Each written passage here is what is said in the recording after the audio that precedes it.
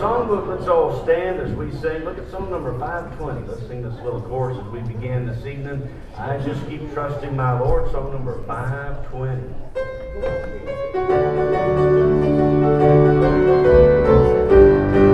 Sing it with me. I just keep trusting my Lord as I walk along. I just keep trusting my Lord, and He gives us song. Though the storm clouds darken the sky, or the heavenly trail, I just keep trusting my Lord. He will never fail. He's a faithful friend. He's a faithful friend. Such a faithful friend. I can count on Him to the very end. Though the storm clouds darken the sky, or the heavenly trail, I just keep trusting my Lord. He will never fail. Good singing. Look over at song number, let's look at song number 423. I like this song. No one ever cared for me like Jesus. Song number 423. Hope everybody's had a good day. Feels like it's bedtime already, doesn't it? When you came to church tonight, it's kind of weird. And we're going to have a good service this evening. Song 423. Think about the words as we sing it. I would love to tell you what I think of Jesus, since I found in Him a friend so strong and true. I would tell you how He changed my life completely. He did something that no other friend could do. No one ever cared for me like Jesus. There's no other friend so kind as He. No one else could take the sin and darkness from me. Oh, how much He cared for me. Look at that last. Every day He comes to me with new assurance. More and more I understand His words of love. But I'll never know just why He came to save me, till someday I see His blessing face above. No one ever cared for me like Jesus. There's no other friend so kind as He. No one else could take the sin and darkness from me. Oh, how much He cared for me. Look over at song number 284. And somebody requested this tonight. We're going to sing Just a Closer Walk with Thee. When I was a kid, we used to sing Just a Bowl of Buttered Beans. I don't want no collard greens. Pass the cornbread if you please. Anyway, we'll sing it the right way tonight. Okay, ready? I am weak, but Thou art strong. Jesus, keep me from all wrong. I'll be satisfied as long as I walk. Let me walk close to Thee. Just a closer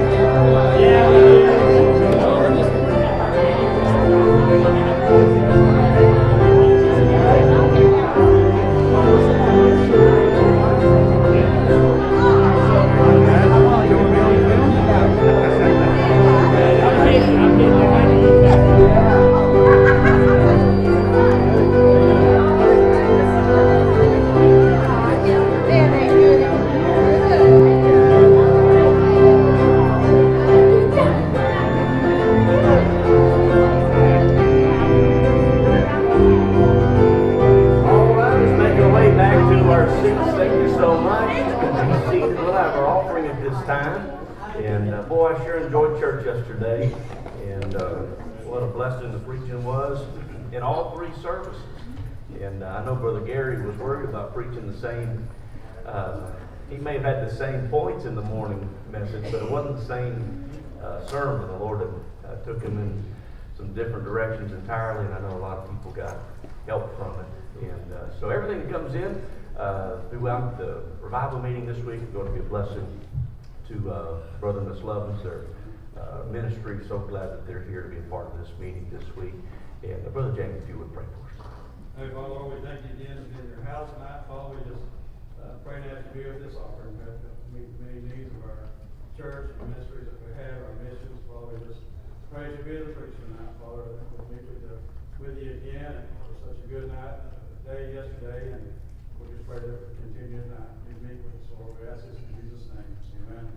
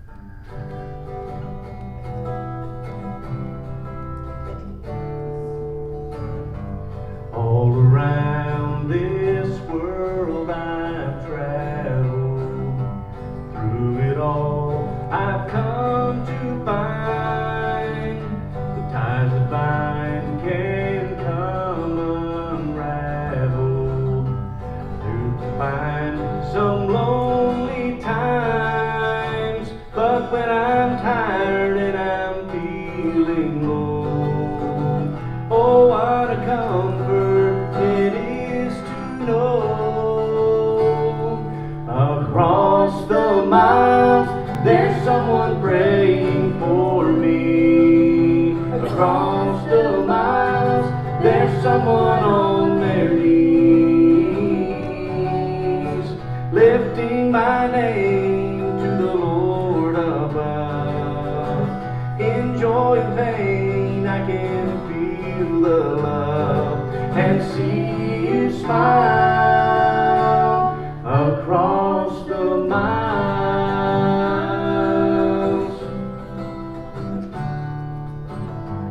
Life can be so complicated, walking through it on your own, when kindred hearts are separated.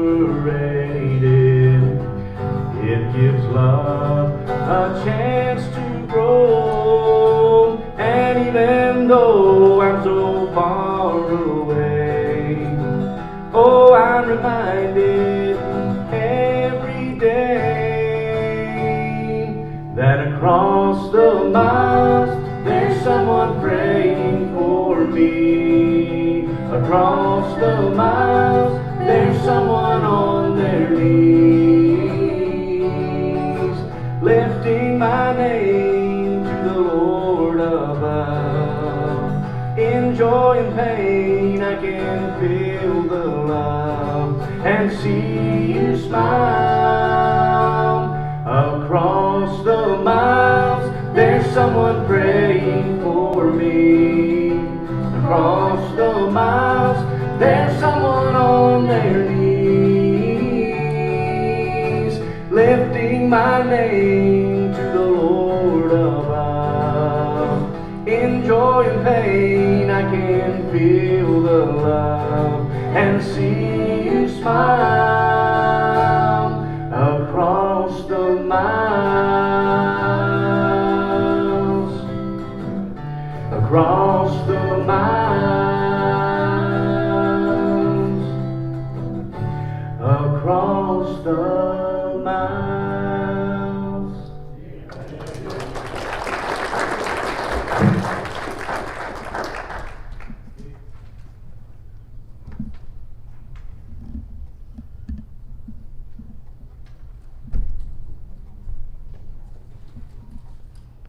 Well, I sure appreciate Brother Gary and his tender heart. I know I mentioned that yesterday when we were introducing him to preach, but I think his sincerity comes through. And he's not just that way in the pulpit, he's that way with people all the time.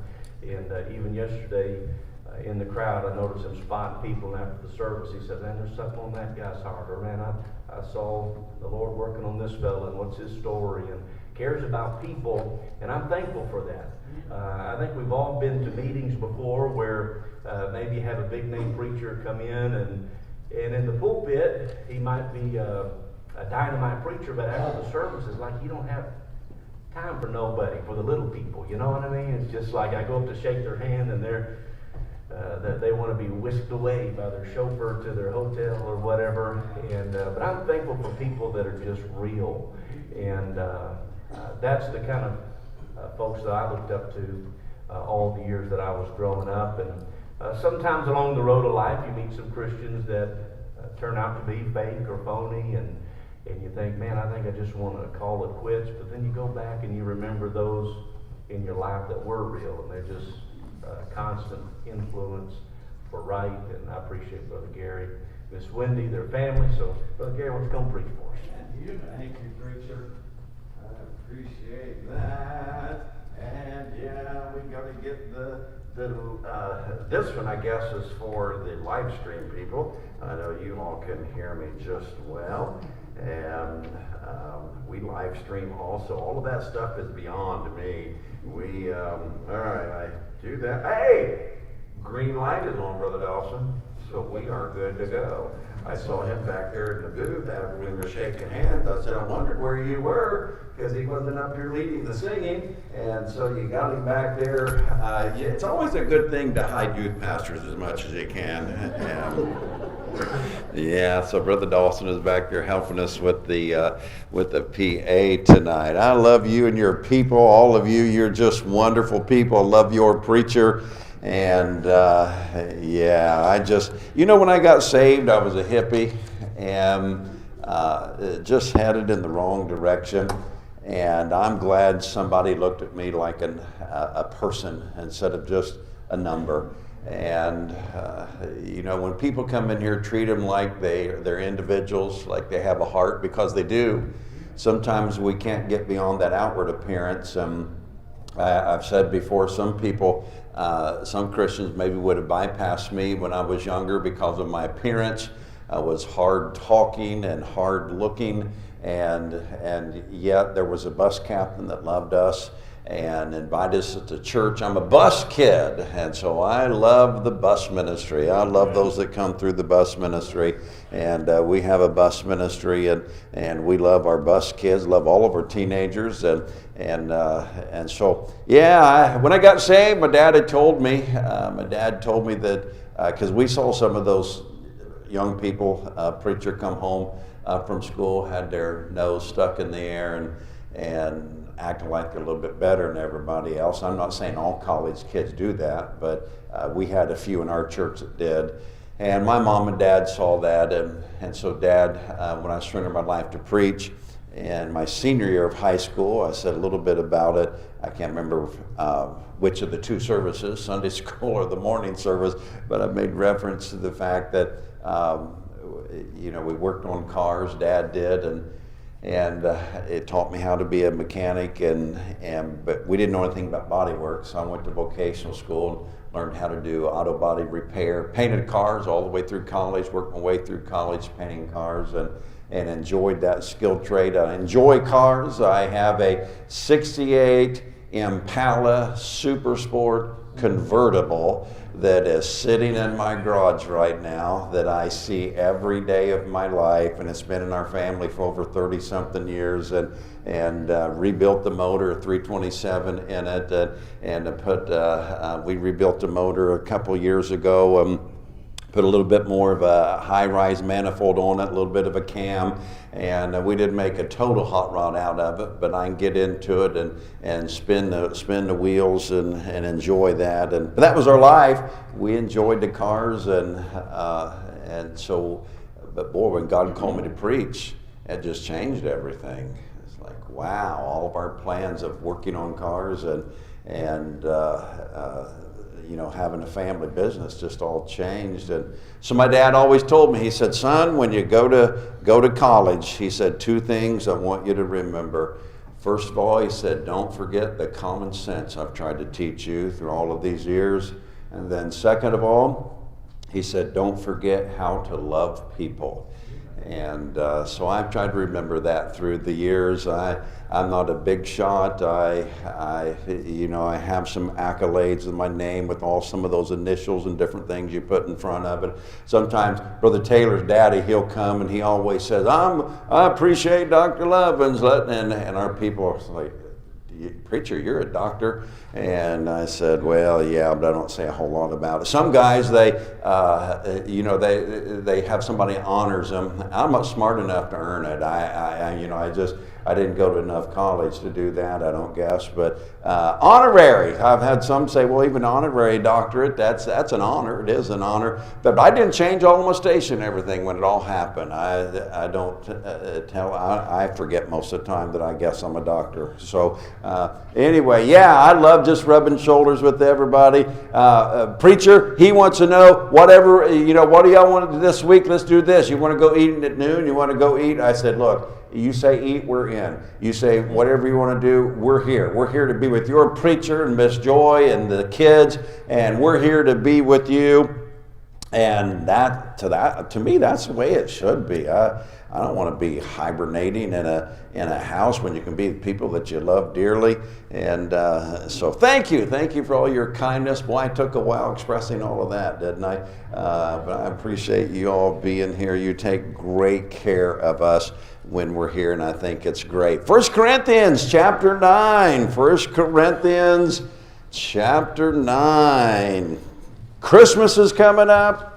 All the Hallmark movies they're all the same, but I mean, you just watch them, a few different faces and a few different names, but somebody has a car wreck and they're in a coma and they fall in love with the brother, and then he wakes up and then she has to make a big decision, so a lot of them are always the same. But these Christmas movies, and somebody's coming home when they least expected it. But we sit and cry through all of them, although you know the outcome. And I don't think anybody ever gets murdered in a Hallmark movie, do they? So so all these movies are coming on. It's a Wonderful Life.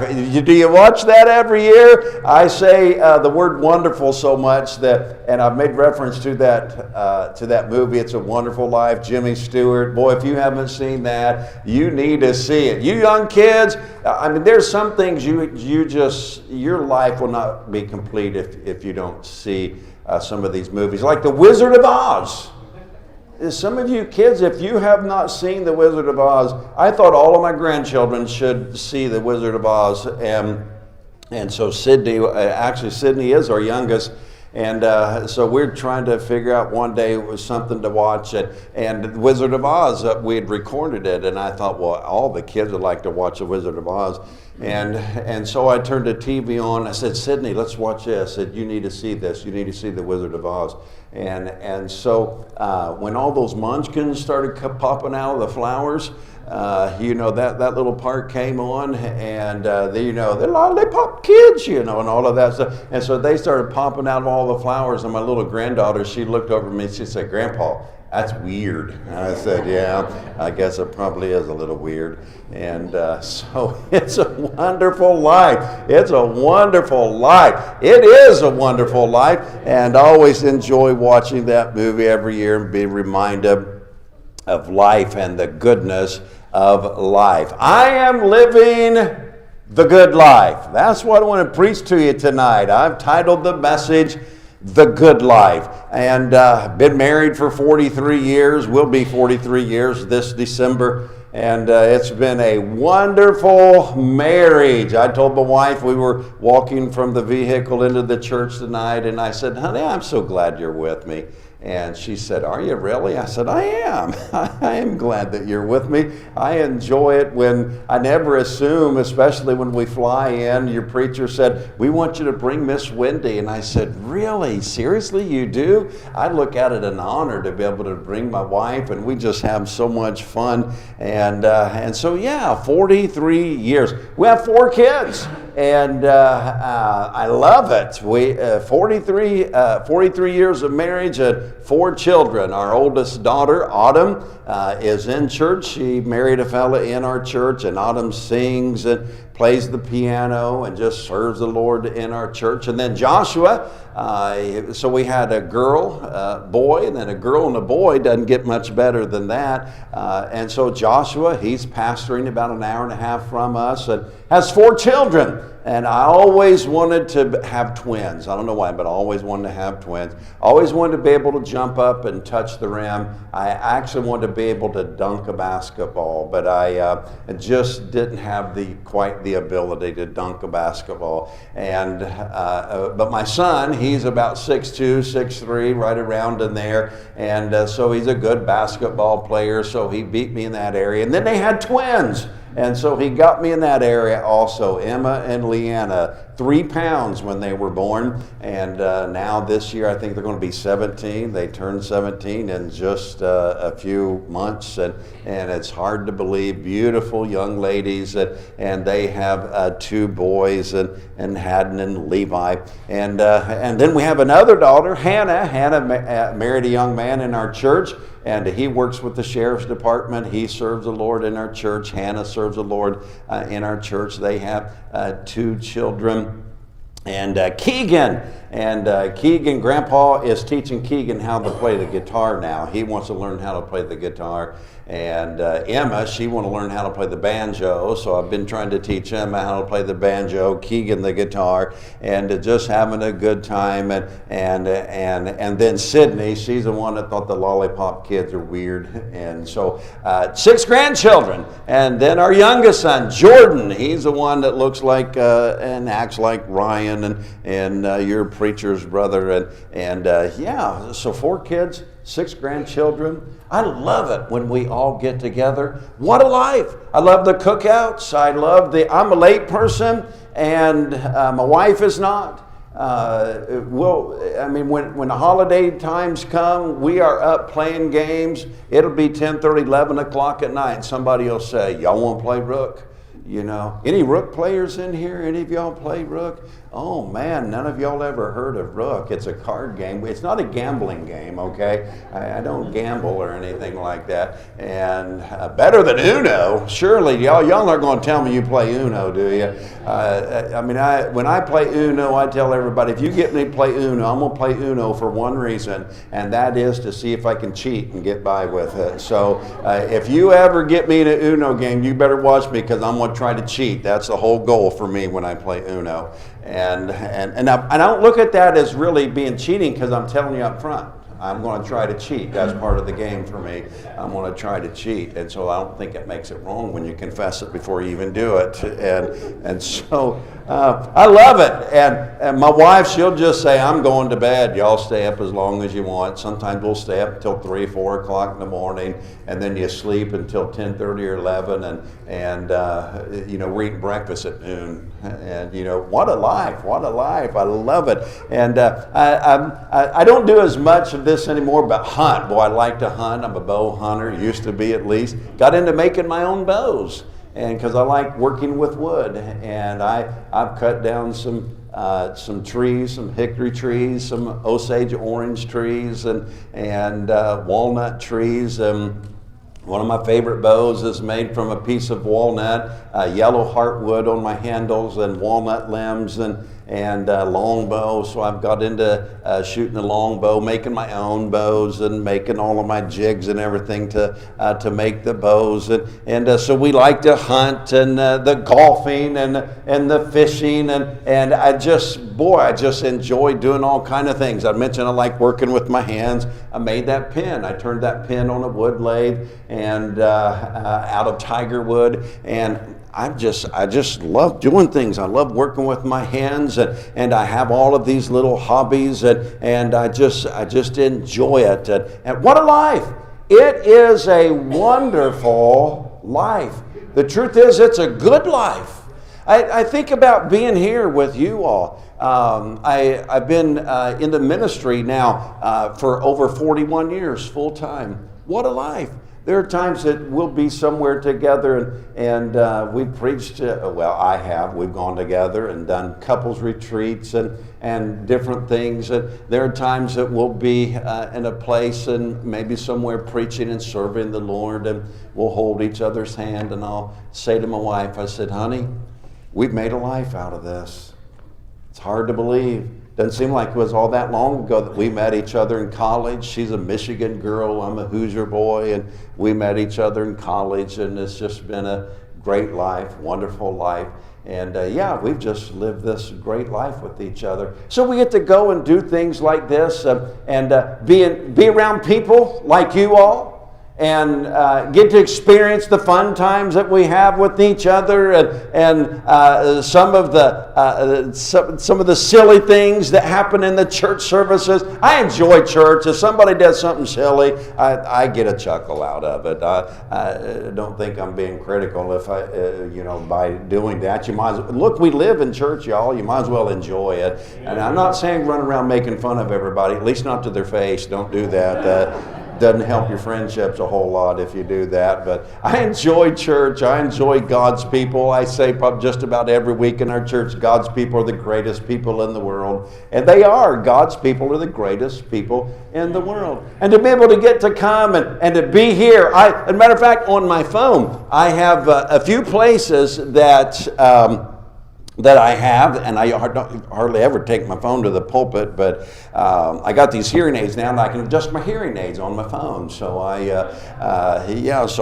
bring that with me. But this weather app that I have on here, and Gainesville, 64 degrees right now, and I have Anderson on my weather, Bradenton, Florida on my weather, Pigeon Forge. Y'all ever go to Pigeon Forge? Pigeon Forge is on my weather app. Fort Wayne, that's where I live. I gotta have that on my weather app. And but Gainesville, I have Gainesville on there because I love you all. And preacher brought us out here a few years ago. We were going to go fishing.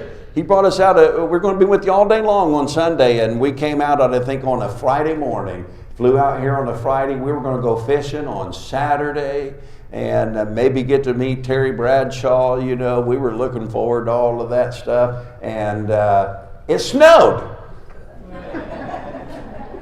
I said, what in the world? They picked us up at the airport this time. I got my winter coat with me. And I said, do I look like a northern boy? I mean, here I am, an old northern boy. I said, that's what I look like. I've been looking at the weather all week long before we came here. I want to see how warm it was going to be in Gainesville. And, what a life. What a life. I love it. I enjoy living this life. It is a good life.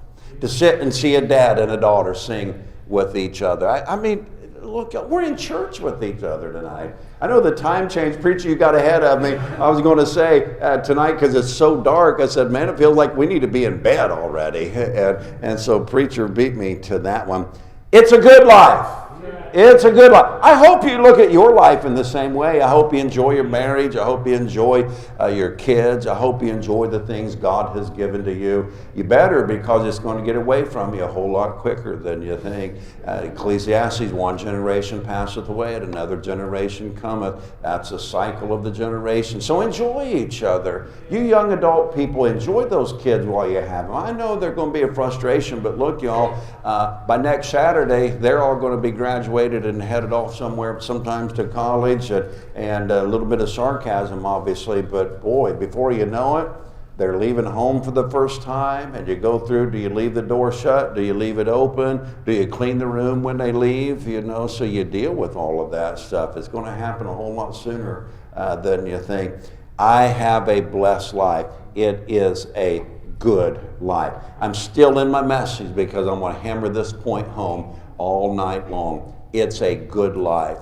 The good life. I want you to live the good life. That's why we have church. That's why we have revival meetings, so we can remind you and encourage you to live the good life. Paul said something about the good life, and I want you to see what he said about it in 1 Corinthians chapter 9. So before we read, let's pray together. I know I've given you a long introduction. I try not to be very long-winded, and so we should still be good, all right? So let's pray together. Lord, thank you for the evening. Thank you for this preacher and Miss Joy, their family, these wonderful people here. I pray that tonight, a Monday night crowd, time change week, and yet they're here tonight. I pray that it'll be a good evening for them. I pray that when we're finished here in just a few minutes, that they'll say, boy, I'm glad I came tonight. David said that. I was glad when they said unto me, let us go into the house of the Lord. So I pray that for these next few minutes now, that everything will be exactly what you want. Well, thank you for it in Jesus' name. Amen. 1 Corinthians chapter 9, and look, if you would, at verse 22. 1 Corinthians 9 and verse 22. To the weak became I as weak, that I might gain the weak. I made all things to all men, that I might by all means save some. Remember Paul, we looked at yesterday, he said, faint not. I don't, because of our gospel be hid, it's hid from those who are lost. And so he said, I want to be what I need to be even to the lost crowd so they can get saved. And this I do, he said, for the gospel's sake, that I might be partaker thereof with you. Know you not that know you not that they which run in a race run all, but one receiveth the prize. So run that you may obtain. I'm old-fashioned, I'm old school. When we have competitions at the church, we still keep score. Everybody's not a winner. I'm sorry, but everybody's not a winner. Now, you might be a winner in life, but only one person is going to get first place trophy. And so I think that's the way it should be. Paul understood that, so he said, run so that you can get the prize. I mean, if you're going to run so that you can get first place. And verse 25, and every man that striveth for the mastery is temperate. That means he keeps himself in control. Temperate in all things. Now, they do it to obtain a corruptible crown, but we an incorruptible. I therefore so run, not as uncertainly, so fight I, not as one that beateth the air. But I keep under my body and bring it into subjection, lest that by any means, when I have preached to others, I myself should be what's that next word? A castaway. That's an interesting word. That word castaway means to be unapproved. That word castaway means to be rejected. That word castaway means to be worthless. It means to be a reprobate. It means to be disqualified. And Paul said, we run this race, and we should run so that we can obtain, and so that we can win the prize, not for a corruptible crown, but for a incorruptible crown. But the sad thing about it is, Paul says, if you don't keep yourself under control, you can become disqualified. Right. Disqualified. Hate to say it, but there are some individuals through the years that have been close friends that were in the ministry that because of the decisions they made in their lives, they became disqualified. I have some names written down on my paper, and I got to be careful, because sometimes I know you wouldn't do this, but I wouldn't name the names that I have written on my paper. They're there for my sake and for the sake of the illustration. But I've had friends through the years that I have preached with. Some of the names that I have on my paper, your preacher has preached with, and the truth is that some of the names that I have written on my paper, and by the way, I don't have a bunch of names written on my paper, but just a few that were close friends, and boy, God was blessing their ministry. They had thriving ministries, and things were going very well for them. But one individual that I have written on my paper is in heaven right now. Actually, two individuals I have written on my paper are in heaven right now. One of them's in heaven because of, I'll take a little bit of boy, how much liberty do you take? But one was on our church staff for some years, and I guess maybe I'll just leave it at that. And ended up pastoring a church and had a thriving church, and would call his first anniversary, wanted his pastor to come and preach their church's first anniversary. They started a church, and I don't know how many they had their first anniversary, 50, 60 people, I don't know, something like that. And then they wanted us to come back for the second anniversary and for the third anniversary. And we kept going back for the anniversaries and loved it, and they treat us like a king. And there were times that they would bring my wife out, and I think, did you go? I think we probably went together every time. And boy, that just, what a treat it was. And then we watched as they started in a little storefront, and then they rented the next part of the storefront, and then they rented the next, and the next thing you know, they rented in this little strip mall. Their church has rented every one of those little areas because their church just kept growing and growing. And then they bought some acreage, and then they built a multi-million-dollar building, and God's hand was all over this young man. He was a perfectionist, and boy, things were just going wonderful in his life. Married and beautiful children, and boy, I remember the last time I went out and preached for him, and boy, something wasn't right, and the wife kept saying to me, preacher, and name her husband, he needs help. A deacon came to me while we were there that week, and he says, Brother Lovens, our preacher needs some help. And he said, but you can't tell him that I came to you and said that I want you to talk to him. And it was a youth pastor, and I said, look, you tied my hands. How can I just out of the blue say to your preacher? I said, that's a tough position to put me in. And I mean, if I can say that one of your members has come to me and they're concerned about you and I just want to talk to you, boy, it was a tough situation. And then I got the phone call one afternoon that found out he had an alcohol addiction, hiding alcohol out in the garage and having alcohol in his toolbox. And he'd take the kids at the little convenience stores and stop and buy them slushies and snacks and chips, and he'd say, y'all going out to the truck, I'll be out there in a minute. And then he'd buy alcohol and store it in his toolbox in his truck, and was drinking. And he actually came and preached for us, and we had him come to our church. Our people loved him. And one night I was taking him, we were going out to eat afterwards, and I went to pick him up, and I thought, I smell alcohol. But I thought, there's no reason why I'd smell alcohol on him. That was a few years before it came out. And now when you look back at it and you put two and two together and you find out 2 years ago I did smell alcohol on him. It wasn't just in my imagination. I really did smell alcohol. One of our people said to me, preacher, I think we saw Brother so-and-so coming out of one of the bars on a main strip of town and not far from our church, and we saw him coming out of there. And it's like, nah, surely not. I mean, we live in a pretty good sized town, and couldn't find out that was true. Went to his funeral a few years ago. His brother came to me, And he said, Brother Lovens, he said, I don't know what happened to my brother, but he said his life got out of control, and he said, I went out to where he would, by the way, lost his marriage, ended up in divorce. I remember that young man called me sobbing. He said, Preacher, he said, I know I got a problem, but he says, do I need to resign my church? Do I really have to resign my church? And I said to him, I hate to tell you this, but absolutely you do. Yes, you need to resign. And why? Because he was disqualified. He ceased to live the good life. And all of those blessings that he had going for him. And boy, I'm taking longer than I should maybe, but wow. His brother told me, he said, Preacher, I was trying to get him out of his house, and he moved back to his home area and got remarried,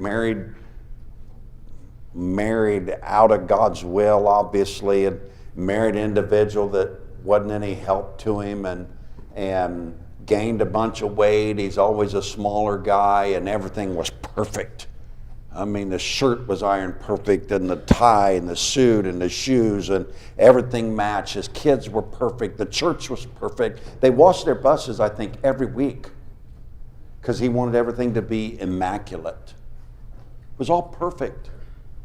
And his brother says, Preacher, you know, he was a perfectionist, and he said, I'd go to his house, and he had gained a whole bunch of weight, and because he had been so drunk and his life was so out of control, he'd had a couple of accidents, tore off part of one of his ears at one time, but he said I'd go to his house, and he said I'd look, and he'd have dried food and vomit down the front of him, and I'd say, come on, let's go fishing, let's go do something, and he said, I don't know what happened, but he said, that wasn't my brother. I said, no, you're exactly right. I said, something got into him, and he just let his life go. It breaks my heart. We're still in contact with the remaining family, and the truth is, he ceased to live the good life. Your preacher's daddy called me on a Sunday morning, and he said, Brother Gary, I need to talk to you about something. And I said, okay. And he said, I remember the words that he said this morning to me. He said, this morning, Brother so-and-so, and he told me what he did, and that individual's in heaven. I got to be careful with that one because that's so brutal. Matter of fact, I talked with this individual's son's wife just within the last 2 weeks. They called me, and I was a part of their wedding, and this individual's son's wedding, and broke my heart. Brother Taylor said, Brother Gary, so-and-so's in heaven. I'll just word it like that. Man, my heart was shattered. I'm going to tell you what happened. Thriving ministry, everything going well, but he ceased to continue to live the good life. He became disqualified. And so other names, I have two other names on my list that two of the names that are on my list are in prison tonight while I'm preaching. Thriving churches. If I were to name one of these individuals, it wouldn't surprise me if every one of you in this room had heard of him. A friend came, dedicated our building when we had moved into our new building, and we were friends enough, I had him come dedicate our building. His church bought the chandelier. We have a huge chandelier, multi-$1,000 chandelier in our building. Their church bought our chandelier for us.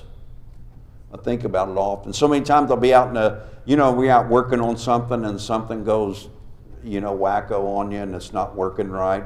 Lawnmower breaks down, or the weed eater messes up, or you're working on the hillside and you slip and fall down and get your boot in the mud, or something, and it's part of you you're hauling something, you drop it, and it's just like, oh man. I don't know how many times I've had one of those moments and I get to thinking, sweat running down me and something's not going right. And I thought, oh, wow, quit your complaining, Gary, because Brother so-and-so is in prison right now. I'd probably love to be having your problem. Probably love to be out working on a weed whacker to try to get it fixed. I mean, worst case scenario, I may have to spend $100 or so and go get a new one. You know, so he'd probably love to take $100 out of his pocket and go buy a new weed whacker. Living a good life. Living a good life. If I were to say to you young people, how many of you young people you want to get married one of these days? And you know, if I were to ask some of these girls, y'all want to grow up and get married? You know, and some of them probably, I can see some of them smiling and yeah, they want to get married.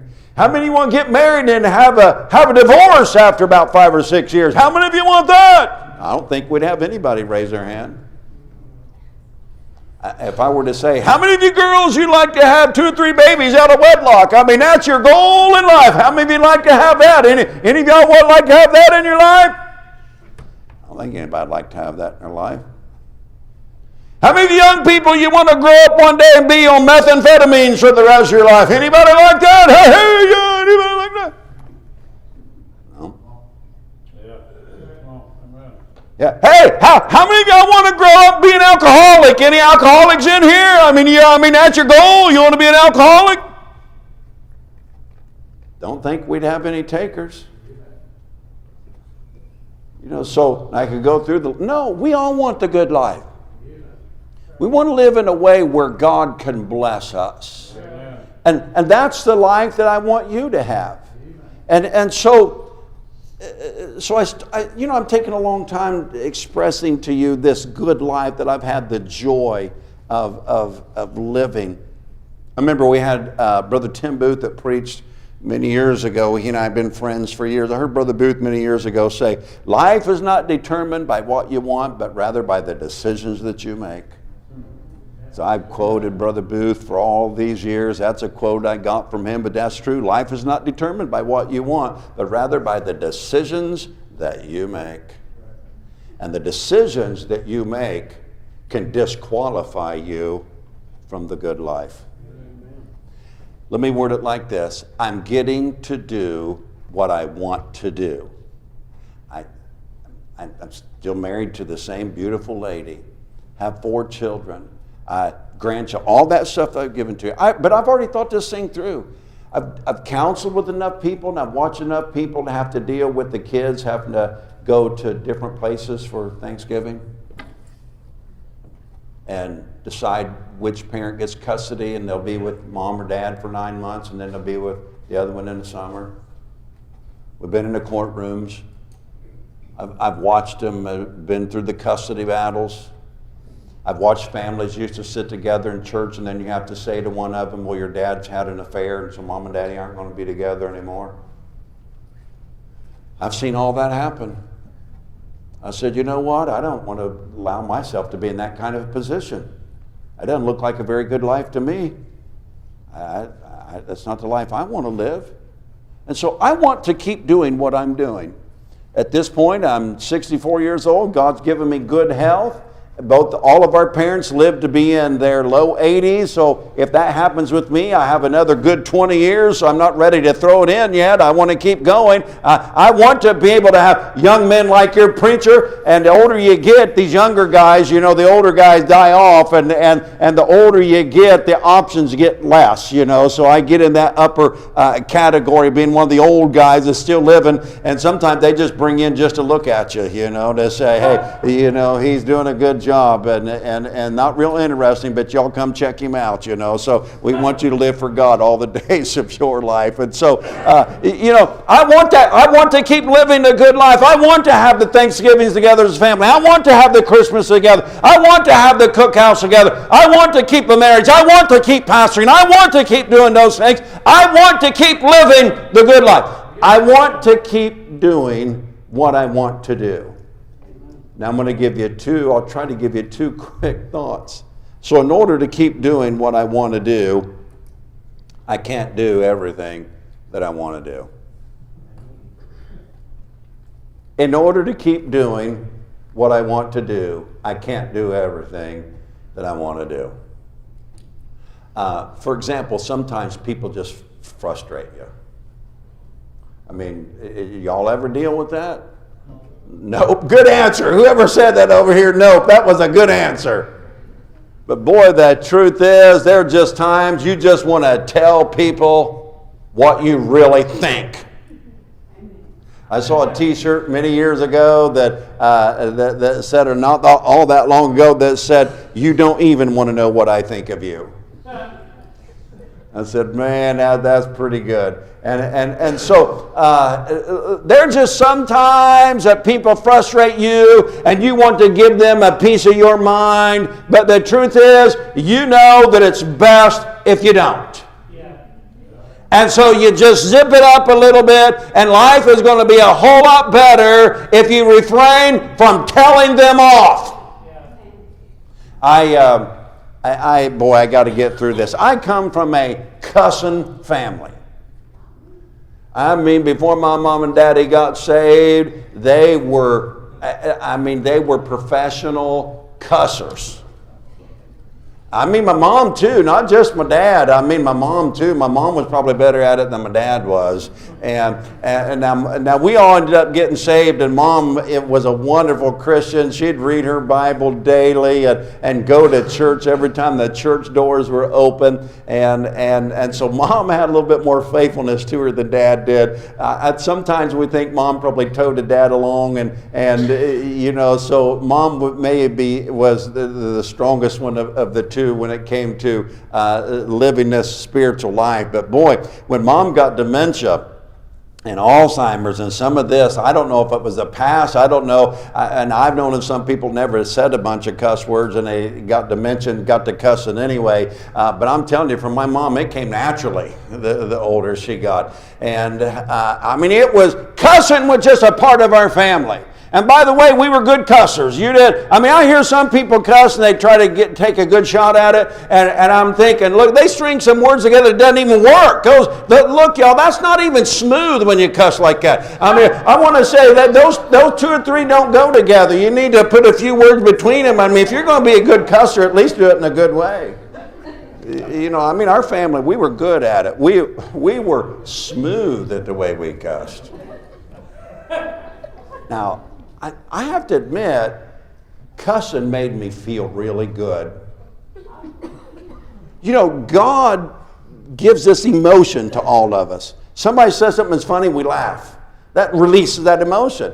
Somebody cries, we cry with them. That releases that emotion. And if we weren't able to release that emotion, we would be a wreck. We'd all be at the psychologist every Monday. But God allows us to release that emotion. And to us, cussing was one way to release that emotion.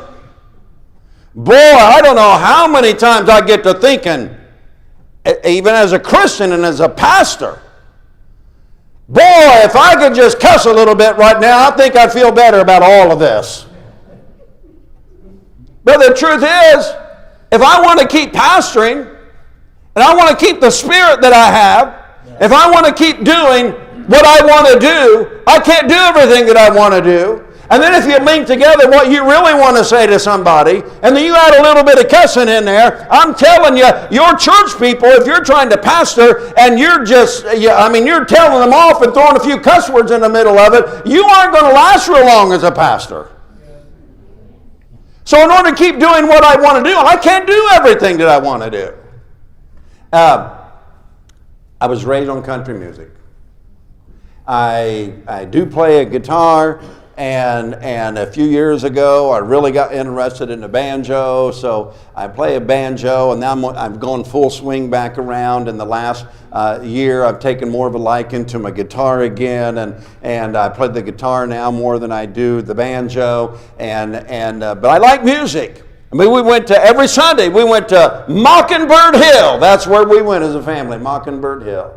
I mean, we saw all of these different stars. I mean, I've seen them all. I've seen, and you kids, you're not even going to know these. I don't know who all the new country stars are, but the Buck Owens and the Merle Haggards and the Johnny Cashes and the George Joneses and the Loretta Lynn's and the Tammy Wynette's and the Jerry Lee Lewis and all of them and Minnie Pearl. Howdy!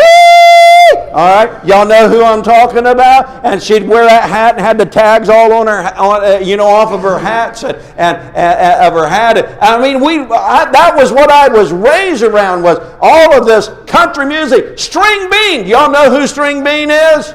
Oh man, his pants he had the long shirts and his pants looked like they just came up to his knees, and he had to have all that stuff made special. It looked like his legs were only about that long, and he played the banjo and he'd get up there and dance around and look as funny as can be. Now, I'm not trying to promote country music, but y'all need to get on the internet and look at String Bean, okay? That is worth looking at. And so String Bean, so anytime String Bean was at Mockingbird Hill, I mean, we loved to go watch String Bean. Mom and Daddy get a bucket of Kentucky Fried Chicken and a cooler full of Pepsis and Cokes, and we'd go to Mockingbird Hill, and boy, we was raised on country music. The truth is, I love country music. It attracts me. I like that. I mean, and by the way, y'all know this, all those country music stars are saved. I mean, that's a religious organization. They all sing Amazing Grace. Even Elvis sang Amazing Grace. And so, I mean, you got to have something to you to be able to sing all those godly songs like that.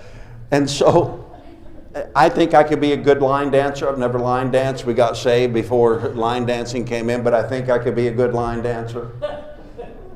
But look, y'all, the truth is, now, I said I love country music, I enjoy it, but I didn't say I listen to it all the time. And so you see, nobody wants to say, oh, is the preacher going to be here this morning, or was he at a country music concert last night and he's too tired to come to church this morning?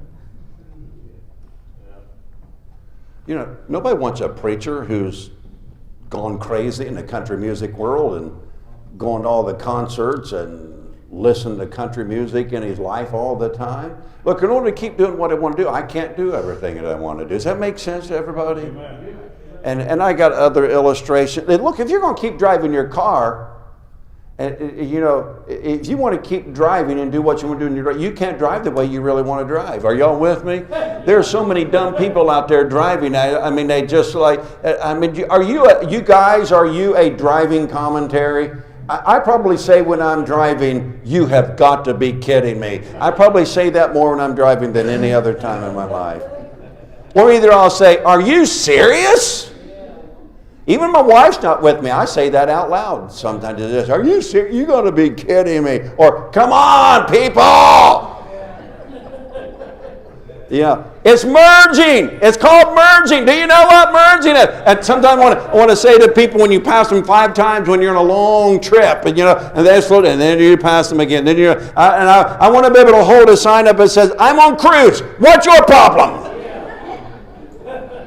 So, look, if I'm going to keep driving, if the privilege is to drive, I can't drive the way I want to drive all the time. I got to be a good boy and follow the rules, or I will become disqualified.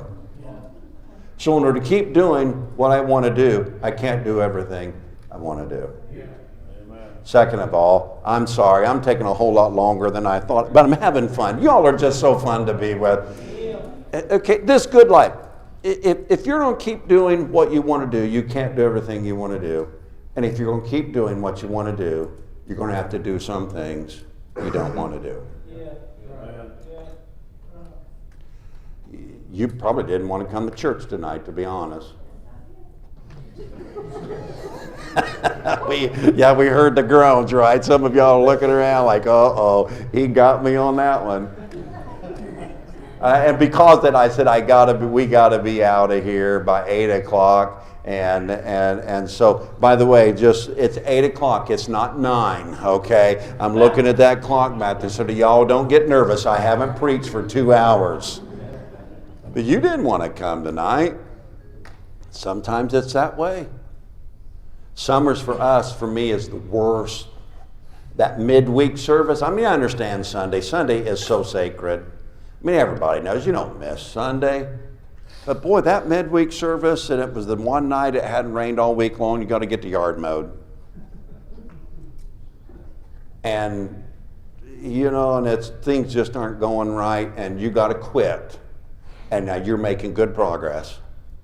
And you got to quit whatever you're doing in order to go to church. You come in here thinking, I don't want to be here, but if I'm not here, everybody's going to talk about me, so I guess I'll come and put in my time and, you know, let me get through this thing, and I guess I'll be all right till Sunday. And so the truth is, look, if you're going to keep doing what you want to do, you're going to have to do some things you don't want to do. Like coming to church. And you know, some of you young people, you got friends that you shouldn't have. You know good and well if you're going to be the Christians you ought to be, you're going to have to stop that friendship. I'm not saying be ugly about it, but you're going to have to stop that friendship in order to be what you ought to be for the Lord. And how many of the things, I mean, this list could go on and on and on. You know, some of y'all, if you aren't careful, you're going to mess up in this area of tithing. I mean, look, y'all, I shouldn't say I don't want to tithe. The one bill, I shouldn't even say it's a bill. And when it comes to giving, the area that I enjoy giving the most in is to the church. I love it. I enjoy being able to give to the church. But boy, there are times I've thought, you know, my truck right now is, I have a Silverado truck. I'm a GM guy. We won't get into the Ford GM or Chrysler, you know, all of that stuff. But it's starting to rust around the wheel wells now. But I really like the truck, and I thought, man, if I didn't tithe, well, I could really get me a good truck. I know. I saw your reaction. Some of you right away, your eyes got big. It's like, no, Brother Lovens, don't do that. It's just a sermon illustration. I'm not really going to do that, okay? You know, but the point being made, that's the way we should look at it. I mean, if you're thinking about stopping your tithing, your eyes ought to get real big and say, I can't do that. Amen. But you see, if you're going to keep doing what you want to do, you're going to have to do some things you don't want to do. Some of y'all are going to have to get right with a few people if you're going to keep doing what you want to do. And some of y'all need to get right with family members. Some of you maybe ought to get right with people in church. And some of y'all you're just going to have to do some things you don't want to do if you want to keep doing what you want to do. I got to tell you this illustration. I'll try to be done. We were at a couples retreat. My wife and I, our church. And we were there with our church. So we weren't the ones that were speaking, and so we were there with our church. So we're sitting and learning like all the other couples are and enjoying. And so I'm sitting there next to my wife, and this lady comes out with her husband, and they're doing some things in a couples retreat. And I don't know what got over me, but I leaned over and I said to my wife, "Hey, honey, I think that's the ugliest woman I've seen in a long time." We're in the middle of a couples retreat. I mean, if there's a time you're supposed to be real sweet and have everything in order, it's when you're at a couples retreat. And I say to my wife, "That's the ugliest woman I've seen in a long time." And she wheels around and looks at me like, and I thought, right away, uh-oh. That I shouldn't have said that, especially not right now. I shouldn't have said that. And I got her conviction right away. And I thought, oh my, I'm in trouble. And that wasn't the thing to say, and I shouldn't have said that anyway. And so the whole time I kept thinking, I need to apologize for that. But it's like, no, I don't. I want to try to ignore it, and it'll go away, because here I am, an adult man, married, adult children, grandchildren, and I'm making fun of people at a couples retreat. That's the ugliest woman I've seen in a long time, and acting like a little fifth grader, you know. And so the Lord kept this. You need to apologize to you. Now, by the way, I did not go to that woman and apologize to her. Sometimes we go to these meetings and everybody, you ought to be right with everybody. And I've seen people go to I've said you were ugly, and I want you to forgive me. Look, don't air that kind of stuff. That doesn't help you, and that's not even that common sense. My daddy told you that's not common sense if you do that. And I said to my wife, the next day we're coming back in on Saturday morning, and I said, honey, I'm sorry.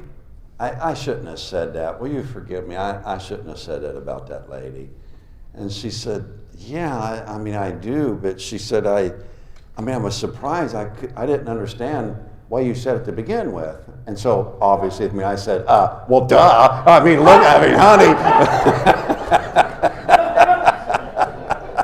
I mean, can you really blame me? And so, but, all right, yeah, I shouldn't have said it. But look, y'all, there's sometimes you're going to have to say you're sorry, and you really don't want to say you're sorry. But in order to get things fixed, that's what you're going to have to do. That's the whole point of the message, simple thoughts. I'm living a good life. I took a long time telling you about the good life because I love my family, love your preacher, love talking about it, love talking about the Lord. What a wonderful life it's been. But if I'm going to keep doing what I want to do, I can't do everything I want to do. And if I want to keep doing what I want to do, I'll have to do some things that I don't want to do so I can keep living the good life. Amen. Isn't that the life you want to? Okay, so you got to be careful. Keep everything in order so that you also won't become a castaway. All right, let's have a word of prayer. Lord, thank you for the evening.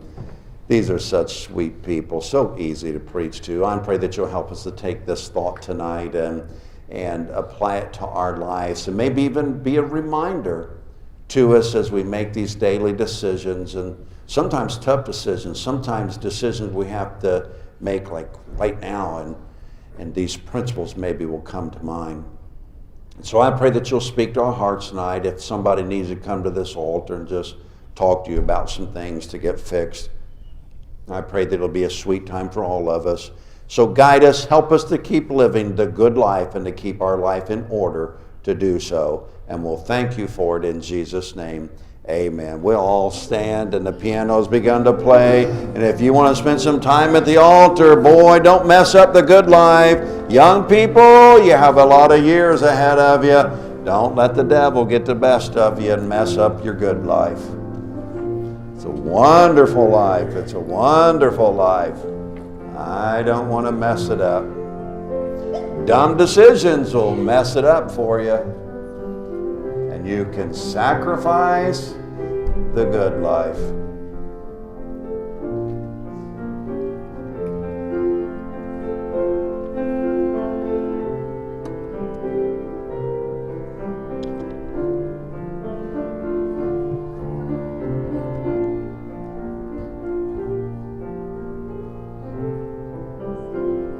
God has blessed you, so don't throw it away. I know you're going to have some bumps in the road in your marriage, and sometimes, guys, you might even be in the right. You know you're in the right, but it's not worth fighting over. If you're going to be the husband you ought to be, you're going to have to do some things you don't want to do, and you're going to have to let it go, and you're going to have to comfort her and stay right with her and keep living the good life. I guess that's a two-way street. Same for the ladies. Hey, ladies, there are some things that aren't worth fussing about. If you don't quit your fussing, you're going to wear him down. He's going to lose the desire to be with you. So quit your fussing. If you're going to live the good life, you're going to have to do some things you don't want to do. And sometimes you don't need to be complaining every day. Live the good life. Live the good life. It's a wonderful life. Don't mess it up. The good life. Preacher, I'll turn it over to you.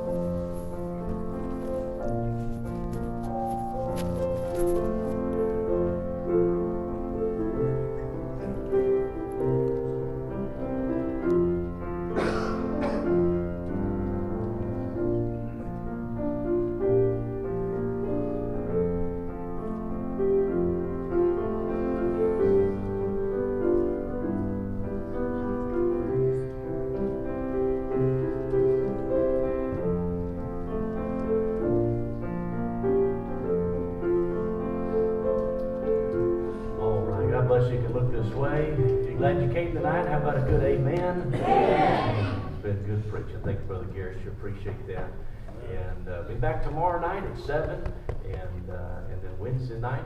This will all go by a lot faster than you think, and they always do. But it's been good. I've needed, preachers need preaching, and I do a lot of preaching from the pulpit, but I need the preaching, and if nobody else needs the revival this week, I certainly need it, and that's been good. Let's have a word of prayer. We'll be dismissed tonight, and we'll ask God's blessing as we go. Brother Cliff, good to have you in church tonight. It's been a busy week for him, and rushed here from work. But why don't you pray for us as we go?